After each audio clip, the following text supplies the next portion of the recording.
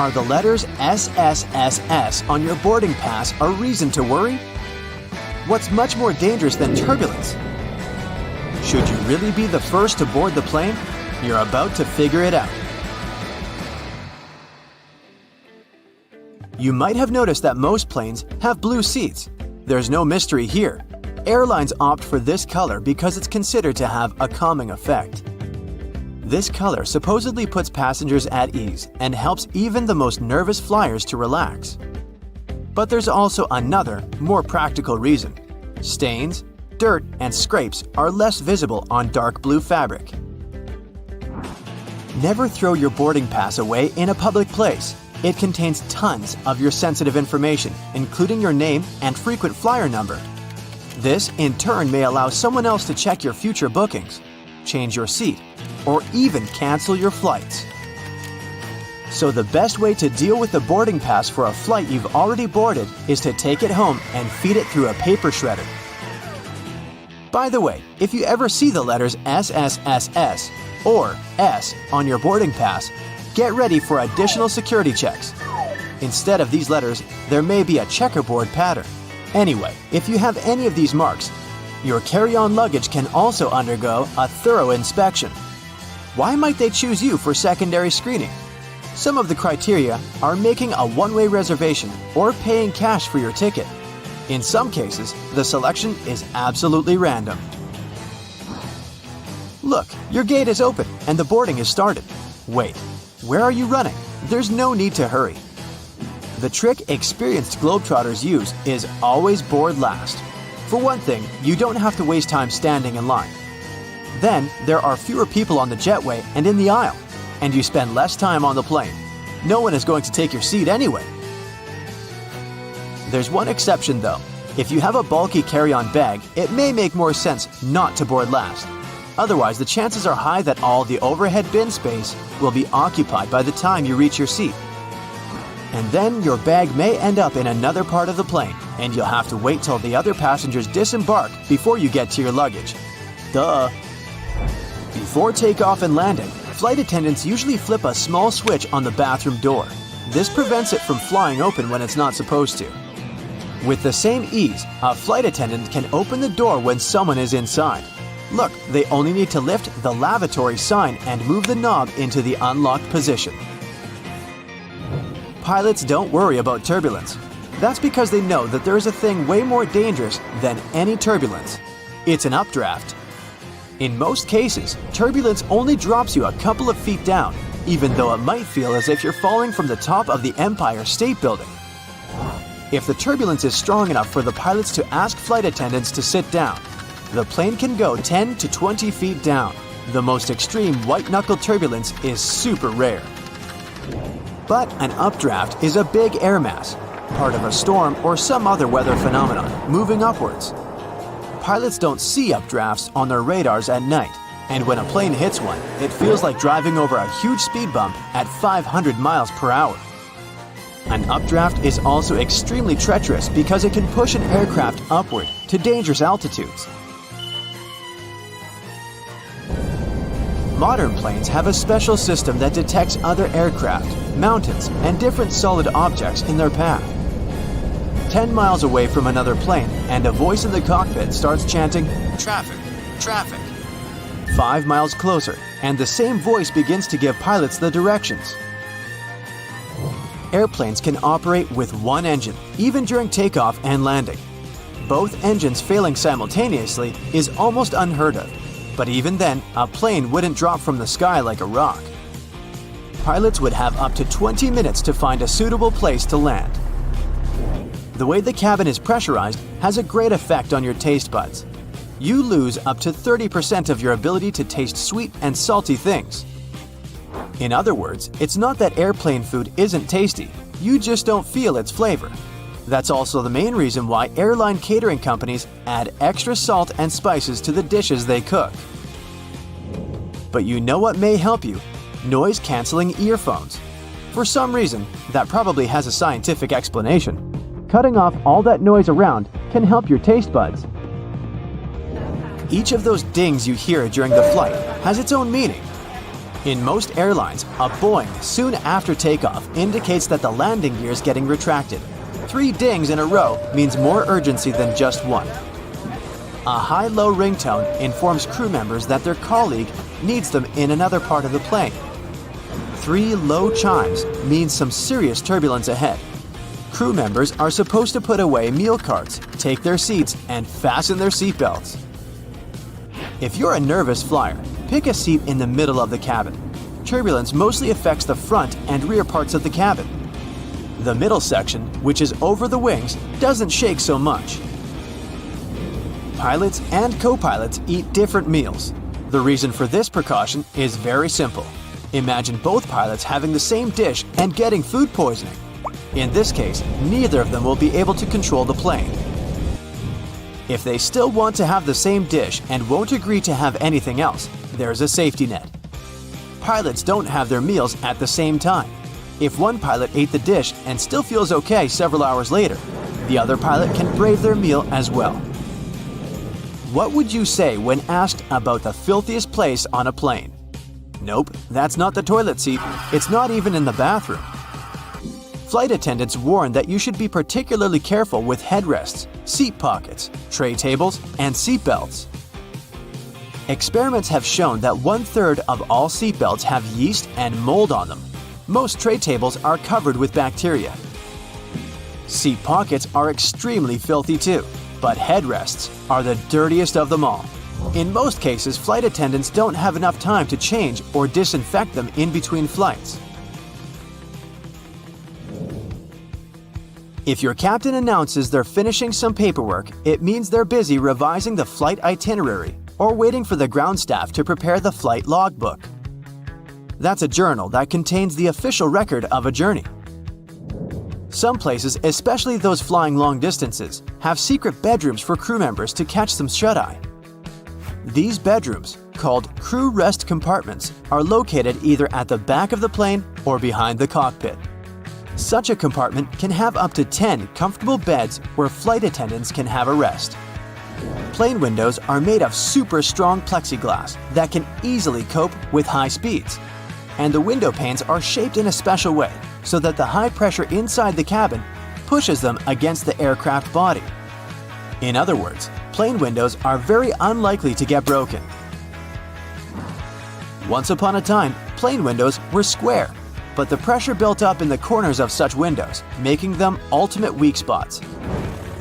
This means that each square window had 4 weak spots. This made them likely to crash under the enormous stress of high altitudes. Luckily, making airplane windows curved solved this problem once and forever. Such a shape distributes the pressure and reduces the likelihood of cracks or any other damage. Planes regularly get struck by lightning, at least once a year or once per 1,000 hours of flight time. These days, it's totally safe. The electric charge simply runs through the aircraft's aluminum shell. It doesn't cause the plane any damage. But did you know that airplanes not only get hit by lightning, but they also trigger it? When an aircraft is flying through a cloud, the friction between its fuselage and the air creates static electricity. Sometimes it can cause lightning. Most airports are equipped with giant kitchens where the food for passengers is prepared for different airlines at once. Since those oh-so-delightful airplane meals must be cooked about 6 to 10 hours prior to the flight, the kitchens have to work 24/7. Besides, the menu for your flight is developed up to a year in advance. This is a common practice for most airlines because every single ingredient matters and adds to expenses. In fact, American Airlines managed to save $40,000 per year in 1987 after they removed just one olive from every salad they served on their flights.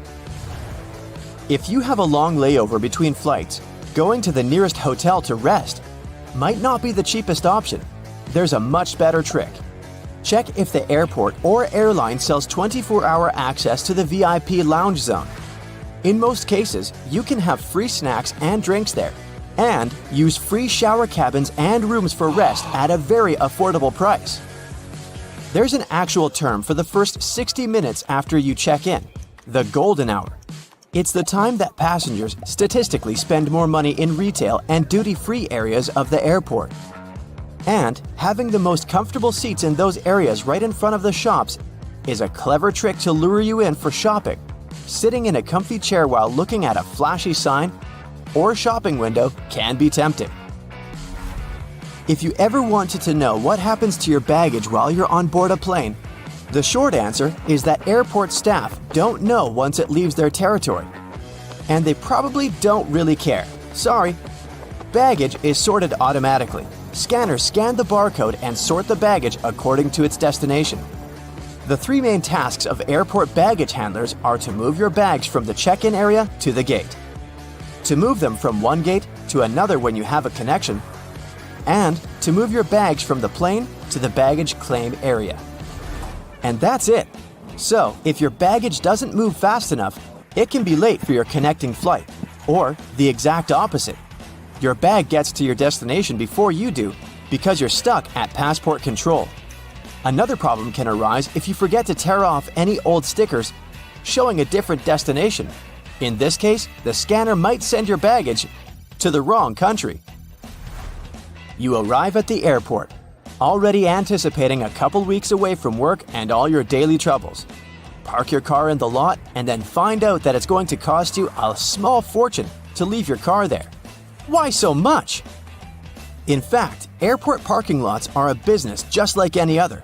The land on which they're built, the construction of the lot itself, the maintenance of the whole thing once it's already in operation, all that costs a handsome amount of money. And somebody's got to pay for it, of course. In addition, parking right next to an airport is simply convenient, which adds to the final cost. If you're not ready to dip into your pocket for a piece of extra comfort, better take a cab. Contrails, those white trails airplanes often leave behind them at high altitudes, are easily mistaken for engine exhaust. But most are nothing more than water vapor. During a flight, moisture in the air collects in the engines before being vented with the exhaust. The hot, wet air leaving the engines mixes with the cool, dry air found at high altitudes, resulting in long, thin lines of vapor. Humidity determines when contrails form and how long they remain visible. If it's already humid up there, then there's more water and the contrail is more prominent. And if it's cold, the droplets might turn into ice, staying behind for a much longer time. If someone were able to open the door mid-flight, they would be immediately pulled out of the plane by a sudden change in air pressure. It could also do serious harm to the aircraft. Fortunately, that's almost impossible. The doors on an airliner open inward while the cabin pressure pushes them out from the inside. The difference between internal and external pressure makes it impossible for the door to open. It might seem odd that the flight crew cares whether your window shades are up or down. The main reason is so that the passenger's eyes can adjust to the outside light. Mostly, it's just a matter of getting people on and off quickly. But in an emergency, the last thing they want is people stopping to blink before they evacuate the plane. Another reason for all the shades to stay up when the airplane is about to take off or land is for the ground crew to see if there's any trouble on board. For example, if there's a fire in the cabin, the ground crew will immediately notice it and act accordingly. If the shades are down, they might lose precious time they would need to rescue the passengers and the airplane crew. Ever notice the numbers on the end of the runway? They're actually used to show the pilot which direction the plane is facing. For example, the number 36 is short for a heading of 360 degrees, or due north. Along with numbers, the letters R and L indicate if the nearest runway is to the right or left. Every commercial airplane you've been on has only one wing. That's right, the left and right wings are actually two parts of a single wing. The first airplanes were called biplanes because they had two wings, one on the top and the other going through the bottom of the fuselage. They were connected with struts and wires, which made a kind of box that basically allowed the aircraft not to fall apart in the air. It was necessary at lower speeds that early planes could only muster. But as the engines increased in power, the second wing became redundant. The single wing still serves as a support for the whole structure though. Looking out the window on the plane's wing, you can see a small yellow double hook on it. It seems strange since it might mess with aerodynamics, but it's there for your safety. In case of an emergency landing, these hooks are used to secure ropes that help passengers exit the plane via the wings. If they're slippery, the rope will help you keep your footing and not fall over while going down. There are several extremely fast streams of air high up in the atmosphere of our planet. Their paths are meandering, but they have a more or less constant flow, allowing passenger aircraft to use them. When an airplane comes close to a jet stream, it may adjust to the direction of its current and fly a lot faster, propelled by the flow. Many airlines use this to their advantage to cut the fuel costs and make air traveling even faster. Clouds, especially thunderheads, can indicate that an area of turbulence is ahead. But sometimes, clear air turbulence occurs when a plane can drop a few feet and start shaking without any warning. It happens when two bodies of air clash at very high speeds. And it's absolutely invisible, so the pilots can't tell when it would happen. The chances of getting into an area of clear air turbulence are higher at low altitudes, over mountain ranges, and near the jet streams. Normally, after it's hit by lightning, an airplane is sent for inspection right after landing, but it can still safely complete its current flight. The fuselage conducts electricity well enough, and like with a lightning rod, the zap will most probably strike one of the tips of the airplane, either one of the wings or the nose. Then it seeks the ground, but doesn't find it, exiting from the tail in the end. It's easier for electricity to roll through the surface of the plane than go inside, so people on board are safe from its effects. Still, lightning is powerful, and there can be some damage done to the airplane on the outside. Ah yes, everyone loves a holiday. But figuring out what to pack in your luggage can be a daunting task, especially when you're limited on weight and baggage space. Not to mention, you're likely to do some holiday shopping on your adventure away from home. So, you're gonna need extra space on your return for all those souvenirs you've collected. Accumulating too much weight or bulk can end up costing you a handsome fee with the airline if you're not properly prepared. But you can now relax. You just focus on booking your vacation. We'll take care of your luggage with these handy traveling tips. No doubt your clothes are going to take up the bulk of your luggage. Considering most airline standards permit one bag for most local trips and up to 2 bags for longer distances, that doesn't grant you a whole lot of space if you plan on being fashionable on your getaway, especially in the winter. However, this doesn't mean you have to turn your undergarments inside out for repeated use. The key here is to be clever with how you pack. Firstly, you might want to consider how you're folding your clothes. The most space-efficient method to store your wardrobe in a suitcase for travel is to roll up each item. Think of your clothes like those sleeping bags you used to take on your camping trips. They always seem too thick for their compacted covers, but with perseverance, you could roll it up tight enough to fit inside. Now, you don't need to wrestle with your clothes quite as much, but the same principle here applies. Start by folding your shirts, pants, and whatever else you plan on packing neatly, similar to how you might find them on a clothing store shelf. Then, when you have them in a relatively rectangular or squared-off shape, roll them up tightly. Now that you have your little clothes logs, start packing them into your bag. And behold, extra space! Now, here's something we've all experienced arriving at our holiday destination. We drop our suitcase on the hotel bed, open it up, only to find all our clothes unfurled and scattered like a tornado stormed through our bag. Your luggage has had a rough journey from your home to your holiday destination. It's been dragged through airport terminals, tossed around by baggage handlers, and rocked back and forth during in-flight turbulence. A simple stationary item, rubber bands, will help you keep your clothes neat. Now that you've got them rolled up, place a couple of rubber bands around them to keep them from unfurling. This is an especially neat trick if you want to roll an outfit together as one. Maybe you've got head-to-toe denim that you can't wait to rock on your getaway. Fold up your clothes as before, then layer the different items of your ideal outfit atop each other. Roll them up as one, then use the rubber bands to keep them together. You can preemptively decide your day-to-day outfits before you even board the plane. However, you may still prefer to fold your clothes. especially business or formal shirts and pants. Lucky for you, we have a handy trick for that too. Instead of folding each item individually, we're going to lay it out all on top of each other. Start with your shirts and tops, alternating with one on top and one on the bottom, keeping the necks of your shirts at the center. Work your way down to your pants and smaller items until they're all laid out flat. Try to keep your pants in the middle. Finally, start folding your items in on themselves, with the shirts creating the outer layer until you end up with a neat bundle, like a present. You should be able to sit your bundle squarely into your bag. Want to save even more luggage space? Instead of putting your undergarments and socks into their own section, try fitting them into available spaces and gaps within the rest of your luggage. If you plan on taking a cap with you, for instance, the inside of your headwear is a great space to store your socks. This applies to other small luggage items too, such as phone chargers and ties.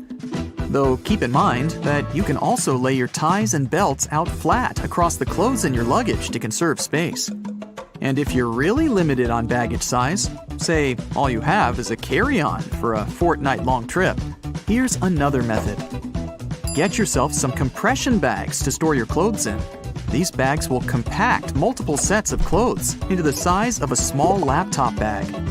Fold up the clothes you intend to pack and store them into the compression bag. You should be able to fit 8 to 10 standard clothes items or a few bulky ones. Once you've filled the bag, seal it and squeeze the air out through the built-in one-way pressure valve. The easiest way to do this is either by rolling it, and you should be pretty good at rolling your clothes by now, or by using your knees to apply pressure.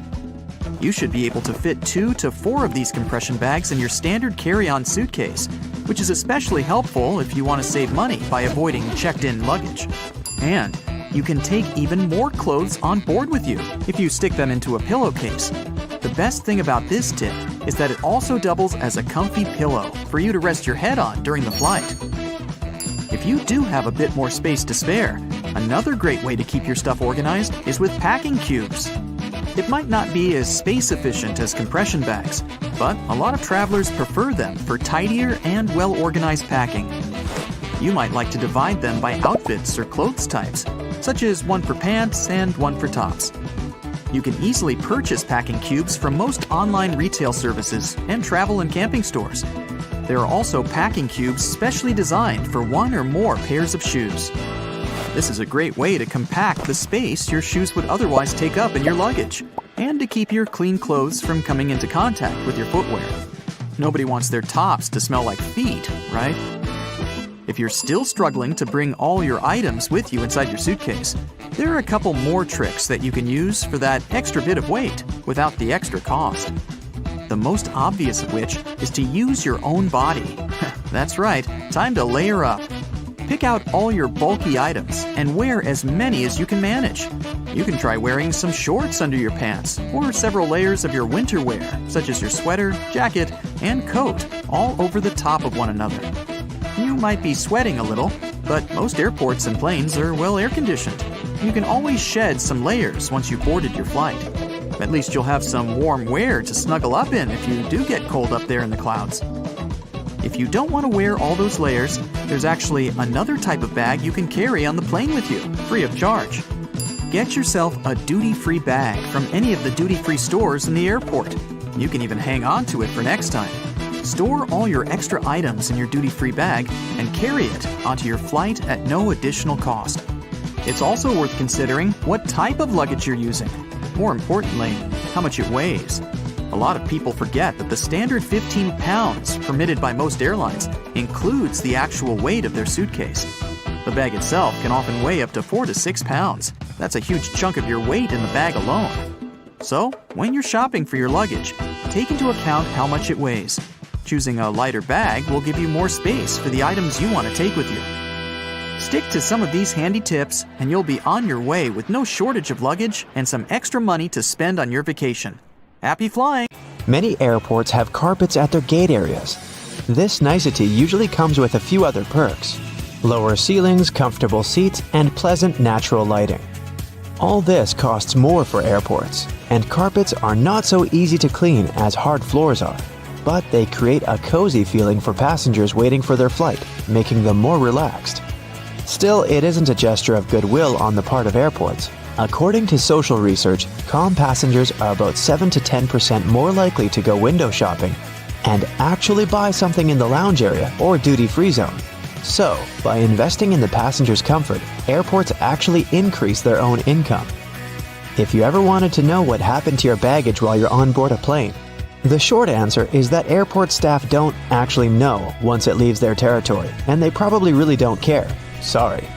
Baggage is sorted automatically. Scanners scan the barcode and sort the baggage according to its destination. The three main tasks of airport baggage handlers are to move your bags from the check-in area to the gate, to move them from one gate to another when you have a connection, and to move your bags from the plane to the baggage claim area. And that's it. So if your luggage doesn't move fast enough, it can be late for your connecting flight, or the exact opposite. Your bag gets to your destination before you do because you're stuck at passport control. Another problem can arise if you forget to tear off any old stickers showing a different destination. In this case, the scanner might send your luggage to the wrong country. Most airports are equipped with giant kitchens where the food for passengers is prepared. These kitchens usually cook food for different airlines at once. And since that oh-so-delightful airplane food must be cooked for about 6 to 10 hours in advance, these kitchens have to work 24/7. And however surprising it might sound, the menu for your flight is developed up to a year in advance. This is a common practice for most airlines because every single ingredient matters and adds to expenses. In fact, one airline managed to save $40,000 after they removed just one olive from every salad they served on their flights. Airport staff sometimes ask passengers to rub their hands on a piece of cloth before putting it into a special machine. It might seem kind of scary, but it's actually harmless. You're simply being checked by a machine called an atomizer. Before their working day starts, employees put samples of dangerous chemicals into the machine. The machine memorizes these smells, and in case a person's hand smells like those chemicals, it alerts airport staff to this danger. You know how it sometimes goes. You come to the security checkpoint, and suddenly, it turns out you have something prohibited to take on board in your carry-on. But don't worry, all the things seized during the pre-flight inspection can be stored at the airport for as long as 3 months. On top of that, you have an opportunity to mail them any address inside the country.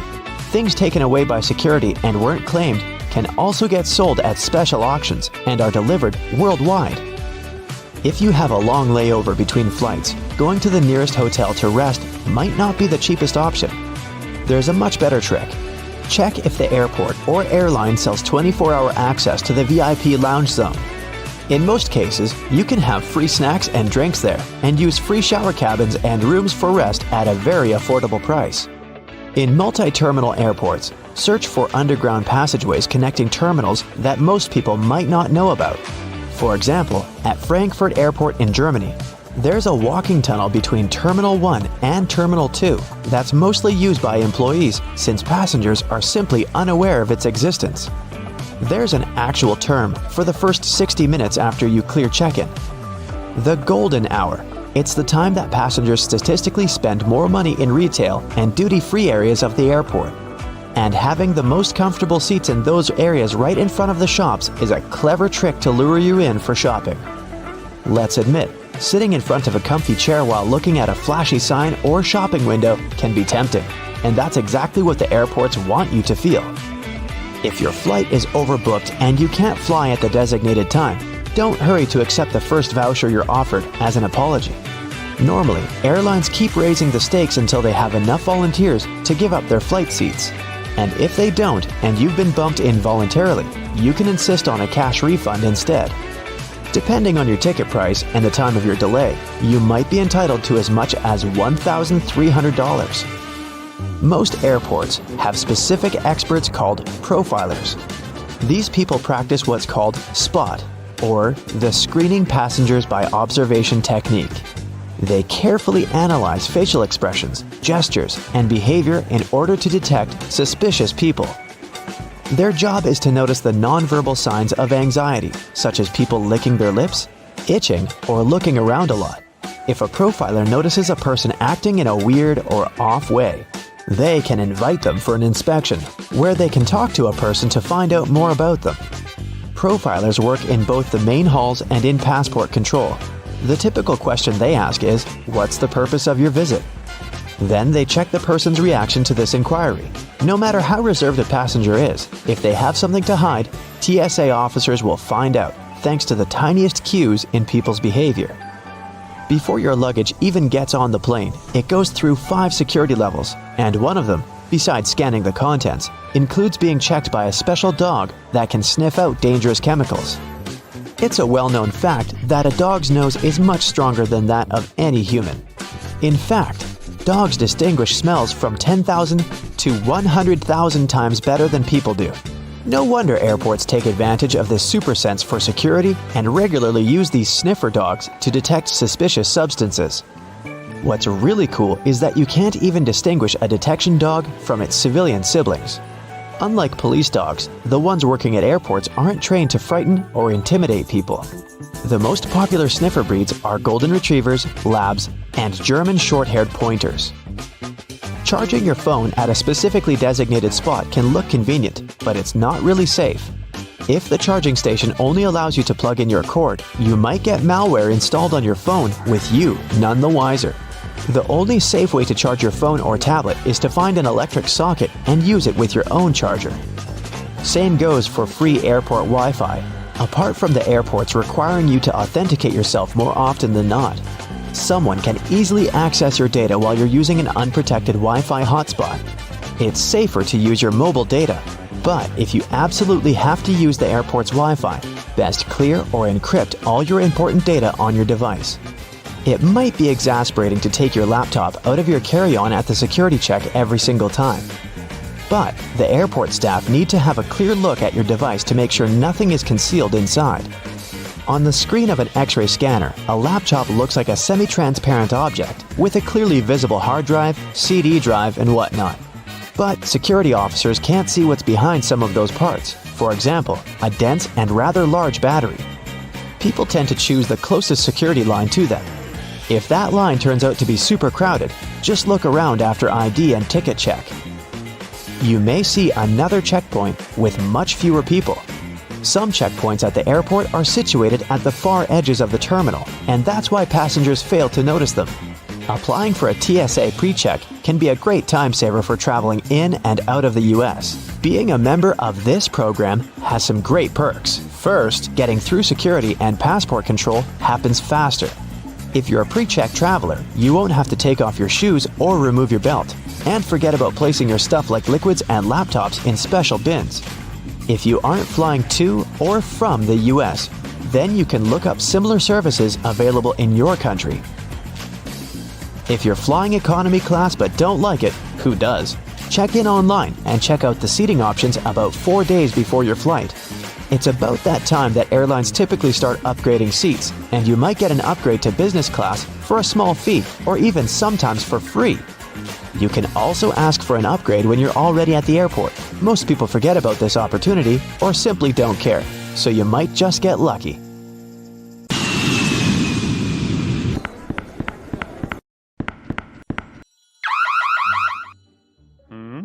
Hey, you've got the wrong person. I'm just a manager going back home from my annual vacation in Europe. The TSA agent pulls out a massive chunk of delicious French cheese from your hand luggage. Turns out, you can only grab really small amounts of soft cheese on board, since it's considered to be liquid. Fun fact, you can bring a cheese grater on board without any problems, but you can grate no more than 3.4 ounces. That's the maximum cheese amount. Wait, you can't grate it. Cheese should be safely sealed in a plastic bag. Good news, hard cheese is fine to travel with. Okay, they took your cheese. A large bottle of water, you're bad. Some cream tubes and other fancy souvenirs. Look at that fine Swiss knife you grabbed in Geneva. It now risks ending up in an auction. If you're lucky enough, the airport might provide a shipping service to get your precious souvenirs and even cheese, if it doesn't go bad, to your home for a fee. Still, not all the airports do this. So, some of the banned items will go to an auction to raise money. The confiscated items are usually sold in bulks, so it's going to be pretty hard to find the ones that you had to leave behind. Some other objects with more specific purposes are donated to different organizations. Pepper spray, for instance, would go to a police training academy. As for cheese, prohibited exotic fruits, and other food and water, well, they usually just get disposed of. Some items, especially really bad and dangerous ones, may be simply melted or destroyed. Magic 8 balls pose no danger, but they have to be checked in luggage. The problem is the liquid inside them. Yeah, it might be less than 3.4 ounces, but let's face it, it's hard to count the exact amount. Ask your ball if you can take it on board. It's likely to give you a "don't count on it" answer. Relieving gel insoles are a bit disturbing on board.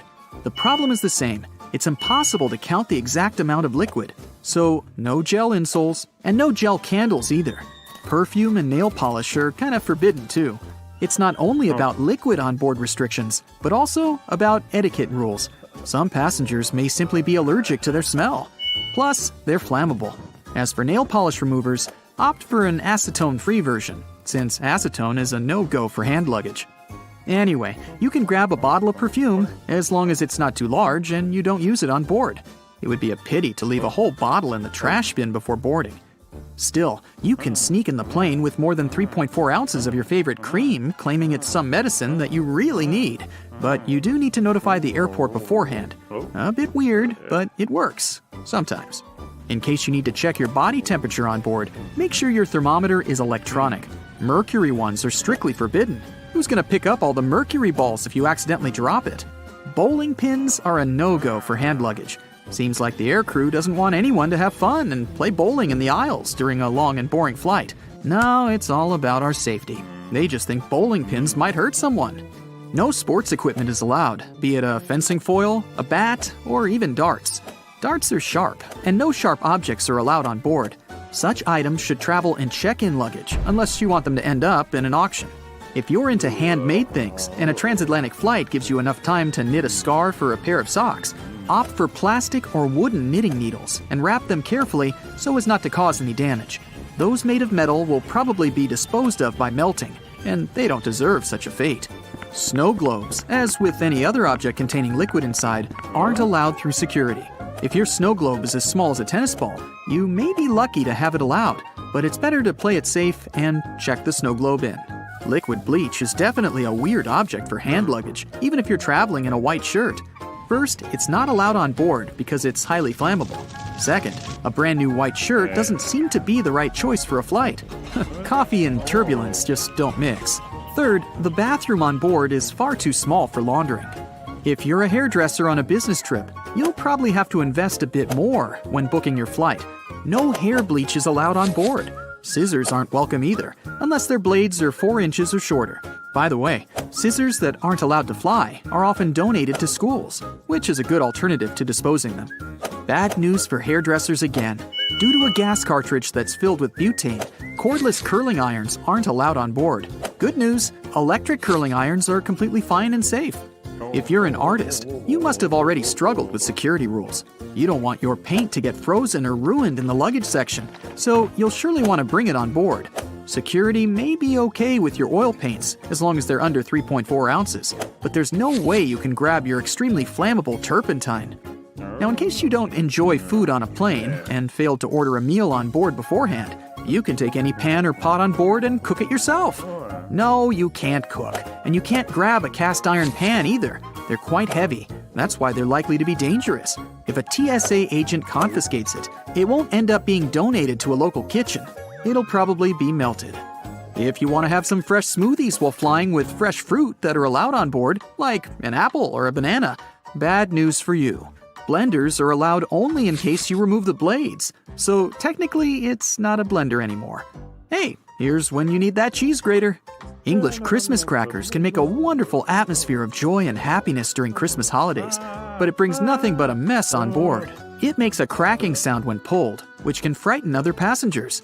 They are not allowed in checked bags, just like party poppers and sparklers. High heels and thick soles aren't prohibited, but they do cause some problems. If you're wearing one of these, you may be asked to take them off to have them scanned. Sure, there are some plastic shoe covers, but these airport floors are swarming with germs. Wedding dresses are a bit of a problem too. Some dresses just don't fit in the X-ray machine, so they might need to be double-checked. All the fans of camping, beware. You probably want to check in a lot of luggage required for your trip, so make sure you check in the tent pegs too. Though if you travel light with a carry-on backpack only, you'll probably need to buy some when you reach your destination. Since they're sharp objects, tent pegs are not allowed on board.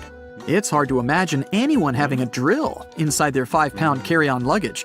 But anyways, these are not allowed. So if you're a creative person who wants to bring a drill home as a vacation souvenir because magnets are lame, you'll have to check it in. If you want to sneak in a plane with a dry ice DIY fridge, you're almost sure to fail. It's flammable, so safety regulations definitely prohibit it on board.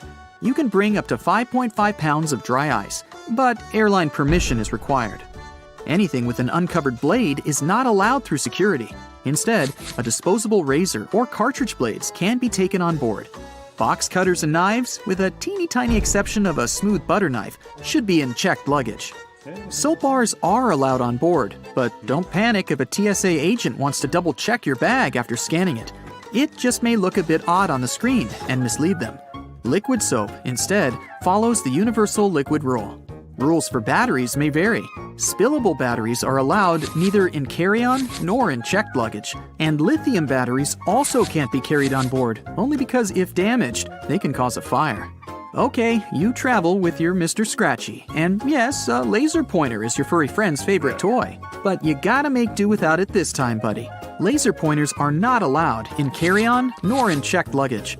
A walking stick can be used as a mobility device and then let on board, but surprisingly, TSA may prohibit this item sometimes. Play it safe and notify your airline in advance. Bon voyage! Have you ever noticed that one of the flight attendants hides their hands behind their back when you enter the plane? Are they crossing their fingers for a safe takeoff? Nah. At this moment, they're counting the passengers as they board. They have a special little counter for this. There are lots of stories about how bad airplane food is. In fact, it's not that bad. It's your sense of taste that's on the fritz because of the dry air. It dries your mouth out of all its saliva and dulls your sense of smell, which helps to feel 80% of what you taste. So, airline companies add more spices into the food so you can feel the taste. Seatbelts are located on the stomach because of the turbulence. When that happens, the plane sort of jumps up and down. Your waist belt holds you so that you don't crash into the ceiling of the aircraft. The shoulder seat belts in the car protect against horizontal collisions. By the way, flight attendants also have shoulder seat belts. It's because they always sit facing the passengers to keep order. While all passengers are flying face forward, the cabin crew sits backward. If the plane goes forward sharply, passengers get pushed into seats, and the flight attendants are held by shoulder and waist belts. Even if lightning strikes a plane, the passengers won't feel it. The entire aircraft is covered with an aluminum layer that conducts electric current without passing it inside the plane. Good thing. And all electronics and fuel tanks are equipped with additional protection. Before any plane is released from the factory, all this protection is tested by simulating lightning. Many passengers get a headache during the flight, especially right after takeoff. This happens because you're getting up to an altitude higher than Mount Everest in about 10 minutes. The air up there is thin. Your brain gets less oxygen. By the way, chewing gum or candies can help. Now, the main reason why the seats on the plane are so uncomfortable is profit. Airlines want to make more money, so they try to fit as many passengers on the plane as possible. Because of this, there's so little space between the seats. 2 additional rows in the cabin provide 12 new passengers. Also, companies make airplane seats lighter to spend less fuel. Seats become smaller and less comfortable. You can feel cold inside a plane, but when the plane is flying at high altitudes, the conditions resemble those in the Sahara Desert. It's all because of very low humidity. Every hour of flight, your body loses a lot of liquid. Stay hydrated, but only choose bottled water. Many companies don't show movies because they can make passengers too sad or emotional. Even if a movie doesn't have a dramatic story with incredible characters, it can still be heartbreaking for passengers. The thing is that our body experiences stress, and we take everything close to heart because of the lower oxygen levels. Also, we're sitting in seats at a high altitude and very far from home. our brain realizes we're out of control of the situation. This feeling of helplessness can throw a person's emotions out of whack. So, companies only show positive movies and comedies. Some passengers say they feel like they can't think straight during the flight. This happens because of a lack of oxygen, so your mind isn't in top form. Well, better not do any important tasks or make any important decisions. Your corneas are the one part of your body that doesn't have a blood supply. The only way they get oxygen is from the air. So, worsened eyesight and dry eyes are common problems on airplanes. The best solution here is to take with you eye drops along with gum. That worsened vision is the first reason the crew dims the lights and asks you to open the windows during nighttime takeoffs and landings. Your eyes need to be adjusted to the dimness in case of an emergency. The second reason is the plane crew needs to be able to see out the window.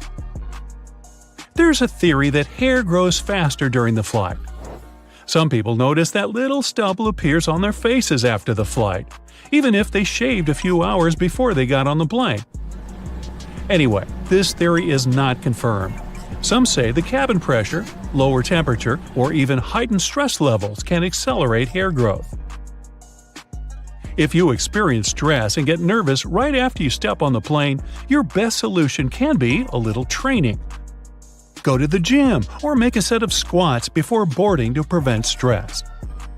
Also, a good workout compensates for the hours you spend sitting still.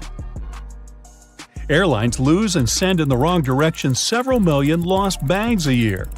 Almost half of the lost luggage is lost because of transfer issues. They may not deliver your suitcase just because of lack of time. A plane can fly away before loaders put your luggage there.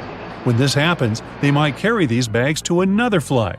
And when your bag goes to the wrong place, it can be taken by other passengers accidentally. If you want to find your lost luggage quickly, take a photo of it in advance and then show it to the airport workers. You can also buy a special GPS tracker and put it in your suitcase. It works for 6 days, and you can use your phone to locate your luggage wherever it is. Airport staff take unclaimed luggage to a special center. If the owner doesn't show up within 3 months, the things inside the bags will be put up for sale in specialized stores. There, you can find clothes, jewelry, and electronic devices. And of course, it all comes with a big discount. The rumbling noise you hear after boarding is not my stomach. It is luggage being loaded on the plane. The compartment is right under the cabin of the aircraft, so it sounds quite loud. Aircraft tires can withstand pressure 4 to 5 times more than a plane actually gives them during landing. The metal wheel is more likely to break than the tire. Pilots also have different meals. This is necessary to reduce the risk of food poisoning. The flight can go well even if one of the pilot feels bad because of a stale burrito. If 2 pilots ate the same burritos, they could lead to problems. Oxygen masks drop down when the air pressure changes. At a certain height, there can be less air in the cabin. To prevent passengers from feeling this, they should put on oxygen masks. When pilots descend to a safe altitude, you can breathe without the mask again. By the way, masks only have oxygen for 15 minutes. This is enough for the pilots to descend to a safe altitude on which passengers can breathe. The wings of most passenger planes are located at the bottom of the plane. It's built this way because of the engine. It should be installed under low wings because it's closer to the ground and easier to repair. Another reason is that the wing should take a big part of the blow during a bad landing. And if the plane falls into the water, then the wings become a life-saving pillow. Fuel tanks installed in the wings are empty after the flight, and it helps to stay on the water too. The wings of cargo planes are located at the top to make it easy to load the cargo since the hull is located very close to the ground. Also, it helps to avoid getting debris into the engines in case when airfields aren't clean. Plus, this wing location has less aerodynamic resistance during the flight. Little triangles on the aircraft walls are special labels for flight attendants. The triangles mark special windows. You can see flashing indicators through these windows. It signals the landing gear is retracted and the flaps are closed. But for ordinary passengers, this is the place with the best view of the wings. Turbulence is a common thing during a flight, but usually it's so insignificant most passengers don't even feel it. Strong turbulence is rare. By the way, turbulence is just hot and cold air affecting a plane. For better understanding, imagine a big balloon people fly on. Remember the flamethrower installed under the ball? It heats up the air and the hot air raises the ball up. So turbulence is the hot air created by nature, and it makes the same thing with a plane that it makes with a balloon. Also, turbulence can occur if the plane gets under the hot air stream left by another plane.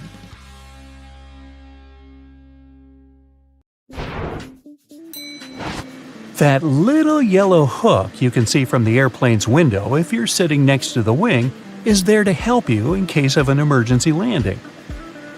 Inflatable slides can only be deployed from the emergency exit doors in the front and the tail of the plane. In the middle, the passengers would have to walk right out on the wing and get to the ground from there. But jumping from the plane wing isn't safe because it's just too high. And here's where those little yellow hooks come in handy. The flight attendants tie ropes from the doors and through the loops for the passengers to hold onto. This way, everyone can safely get to the ground without injuries. Now, you want to try to avoid cozying up under airplane blankets. Some airlines only wash them about once a month. Better use your own travel blanket, a scarf, or a jacket, and always remember to wear your shoes while walking around the plane. That carpet on the floor can't and won't be cleaned to perfection between flights. It's just too much time and effort for the cabin crew.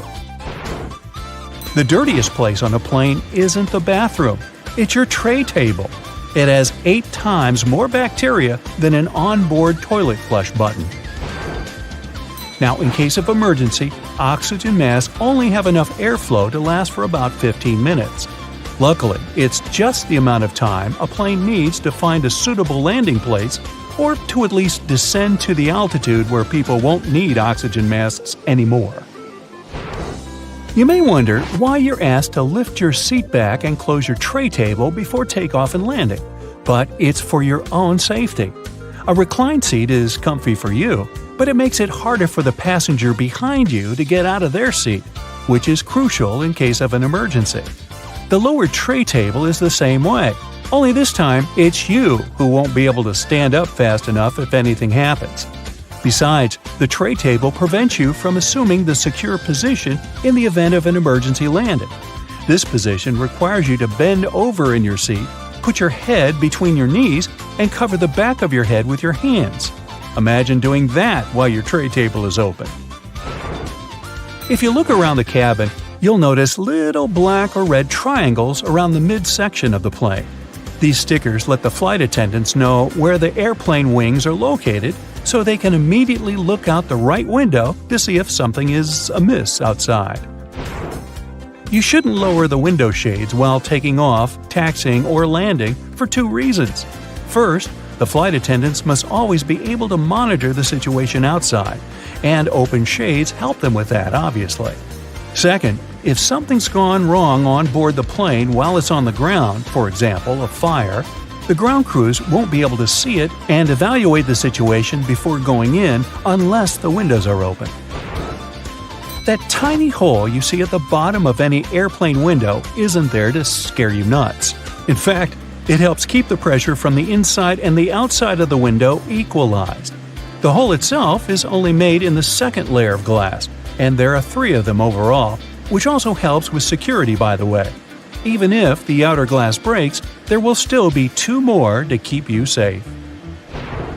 Now, you might see flight attendants touching the overhead compartments while they're walking along the aisle, but that's not exactly what they do. Right beneath the compartments, there's usually a handrail that goes all the way through the cabin, so you can also use this trick to stay firmer on your feet in the aisle.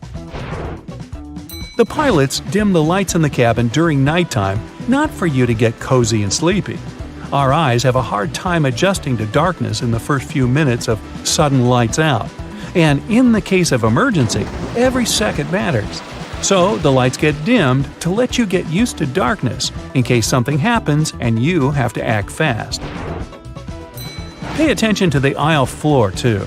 If there's an emergency landing at night, there will be 2 luminescent strips along the aisle showing you the way to the exit. Follow them to get safely out of the plane. Flight attendants also suggest counting the seats between you and the emergency exit once you're seated. This will help you navigate in case there's no other guidance available. If a lightning bolt hits the plane, the passengers won't feel it.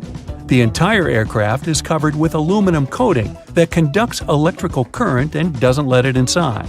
This protection is tested using a lightning simulator. Airplane windows are round because the air pressure is evenly distributed this way. If the plane's windows were square, strong air currents would accumulate in the corners of the windows, depressurizing the cabin, and that's bad. Don't think you become untouchable if you go to the airplane toilet. The bathroom door can be opened from the outside. There's usually a small latch at the top of the door that allows cabin crew to get you out of there. It's useful for both getting to people doing something suspicious in the bathroom and helping those who don't feel well and, for example, collapsed while in the toilet. Yeah, let's avoid doing that. The plane's wings flash red and green lights at night to show the direction the plane is heading in. A green light is always on the right wing, and a red one is on the left. Aircraft tires are designed to withstand 4 to 5 times more pressure than they actually experience upon landing. The wheel is more likely to break than the tire. Pilots always have different meals. This is necessary to reduce the risk of food poisoning. The flight can still go well if one of the pilots has gone down because of a stale burrito, but not if it's both of them. And try not to both of you eat the fish. Some airlines don't allow pilots to have beards. Facial hair can prevent securely fitting the oxygen mask, and pilots must always remain conscious.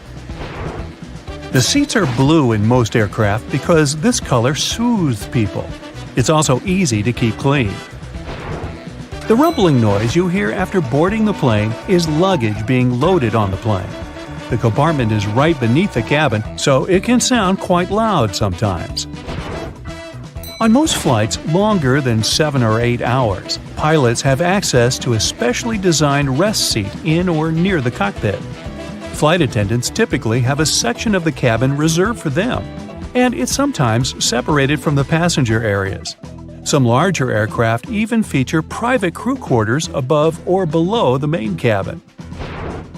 The wings of most passenger aircraft are located at the bottom of the plane. It's called a low wing.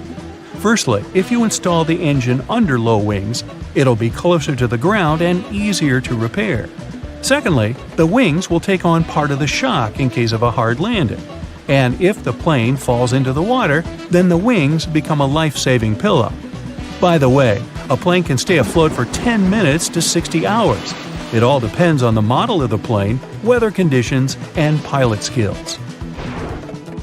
Now, most airplanes are white because this color best reflects the sun rays and the aircraft body doesn't heat up as much.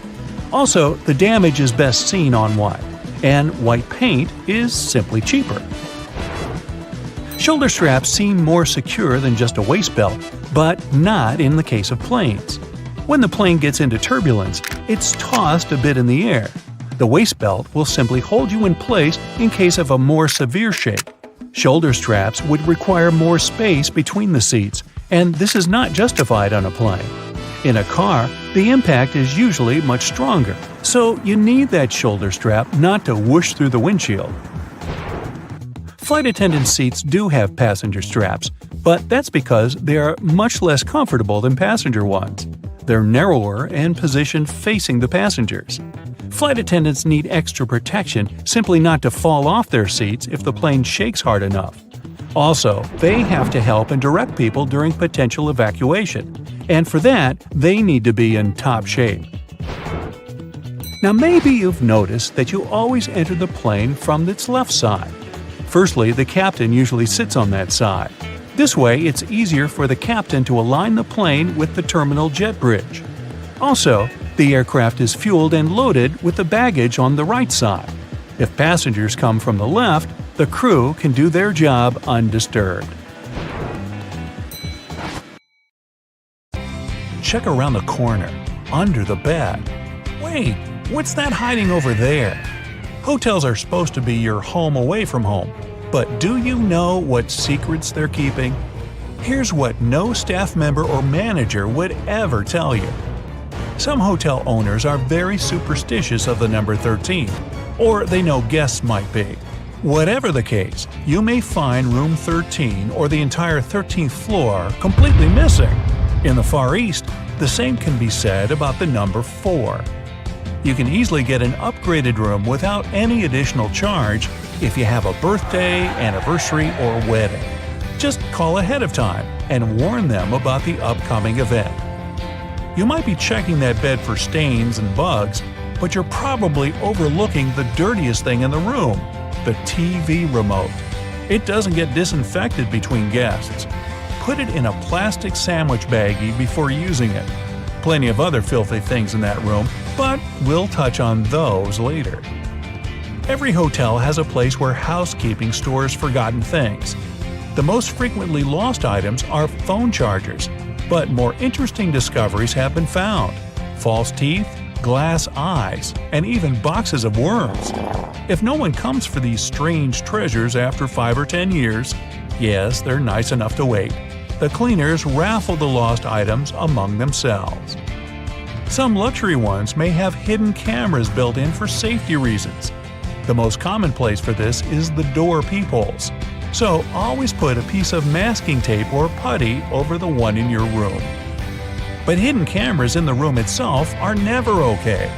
To check the place, turn off the overhead light and switch on your phone's front-facing camera. Slowly scan the room. Your front camera will pick up their infrared light. Common spots are near the bed and in the bathroom, so check those areas thoroughly. Hotel owners often let their friends and family stay for free. You wouldn't know it since they usually leave before peak season starts. The employees and cleaners also get in on some perks. They keep towels, slippers, bathrobes, and shampoos. But what you might not know is that hotel chains are fine with you taking things from the room. Stationery, toiletries, coffee mugs, umbrellas, anything with their name and logo on it. This will serve as free advertisement when you take those things with you. Those beautiful bright vegetables and fruits near the hotel restaurant's entrance aren't just a decoration. They trick your body into feeling full before you even get your plate. You eat less, and the company saves money. They may give you extra bottles of shower gel or other toiletries, but there are ones that charge you for grabbing too much food during the breakfast buffet. To avoid upsetting the cooks with the amount of discarded food, some hotels in certain countries make their guests pay for anything left uneaten on the plate. No hotel chain would willingly tell you how to get the biggest discount for your stay. So if you have a limited budget, make a reservation after 6 p.m. This is when the sales department tries to sell all canceled reservations at the last minute. That often means cutting the price down, sometimes in half. The first Sunday of the month is the best time to check in. Vacationers are leaving, business travelers haven't arrived yet, so most of the best rooms will be available. To get the top pick, use a special service called rooming. You can view everything in the hotel and choose which room you like the most. Just ask the receptionist about it. They won't willingly speak up about other free services unless you ask. Free phone chargers, hair irons, bottled water, and board games are among them. They can also order a transfer for you, book concert or theater tickets, and wake you up at a specified time. Hotels can refuse you at check-in, even if you've paid for a booking in advance. They can cancel your reservation if you don't show up before 6 p.m. If something's holding you up on your way, call and let them know in advance. Even if you arrive on time, you can still be denied a room. It usually happens when the hotel is overbooked. In that case, they might redirect you to a different one. Even more surprising, The chances of this happening depend on who you are. Young single men, couples, and groups of friends will usually get the boot before a family or a single older woman. It's because the first group is usually more flexible about the unexpected move. Before you pounce on that minibar, better check to see if those drinks are sealed. Hotel workers say they've had cases where guests finished all the provided beverages and then filled the bottles up with tap water to avoid paying for them. Shh, you didn't hear it from me. Large chains often have their own special transport for meeting important guests or getting around town. Their own taxis are usually cheaper than city ones. So if you want to save some money, check the cost of their transport at the reception. But don't ask the receptionist to recommend where you should have a meal. The hotel clerk will point you to a local place that pays them for the recommendations, even if it's overpriced and tasteless there. Guests don't really pay for the room itself, but for the hotel's location. Proximity to the airport, the beach, downtown, and famous sites will cost you an additional amount. Yes, even if it doesn't have any stars at all, and the conditions inside aren't great. Think twice before handing over your keys for valet parking. There have been cases when hotel workers took an expensive car for a joyride and even filmed it. My car? No. A famous person could be staying in the room right next to you. Nobody would know it, since they get to use made-up names to conceal their identity. For the rest of us common folk, that's not allowed. You requested a single room with a big bed and a nice view of the beach. What you got? A room with 2 small beds and a lovely view of a brick wall. It happens all the time. But they're supposed to give you compensation or some free service to make up for the difference. Know your right to this if the manager doesn't offer. The safe in your room can be anything but safe. If you have some valuables, ask the receptionist to put them in the main hotel safe up front. This place is usually much more secure since all the staff doesn't have access to it. Although hotel chairs and sofas look clean, wait till you see one under a microscope. Don't sit on them without first laying down a towel or blanket. You don't know if the guests before you had their feet up on the furniture. And their feet would certainly be filthy since the room's carpets are rarely shampooed, maybe once a year or even less. That being said, don't walk on them barefoot. If you use slippers or keep your shoes on, make sure to put shower caps on the bottoms when you pack them into your suitcase before leaving. Same story with that bed. Before you lie down on it, know that the cleaning staff might launder the linens between guests, but not that big, beautiful, germy bedspread. Don't touch the drinking glasses either. Even if they get a wipe down, it was probably with the same cloth used to clean other surfaces. Why? Well, because staff have only 20 to 30 minutes to clean each room completely. So they need to do it quickly, not thoroughly. Things that often get overlooked: light switches, door and drawer handles, remotes. Ironically enough, it's the things that get touched most often. Experts have found that these items have as much germs on them as the toilet. Solution? Always bring plenty of antibacterial wipes. And if you ask about the hotel's cleaning practices, remember, cleaning doesn't mean disinfecting. Choose your words wisely and don't give the manager a loophole. Hotels are places where you know for sure lots of people stay every day. And not all of those places pay attention to cleanliness as much as they should. There can be bed bugs and other pests around that you won't notice until it's too late. So here's the deal. When you arrive at a hotel and open your room, don't rush to open your bags and put all your clothes onto the shelves, and especially the bed. Better place your bags into the bathtub for the time being, and go check the room for those pesky bugs. Check out all the rugs, soft furniture, cushions, and all other places that pests could live in. Only after you've done that, take your bags out of the bathtub and unpack. The bathtub is the safest place because no bugs are able to survive there. So, naturally, none of them will crawl into your stuff while you're not looking. You may want to throw that comforter on the floor at once, by the way. While sheets may be cleaned regularly, the comforters are not. Some hotels wash them every week or so, but others don't even bother. Same goes for your bedding.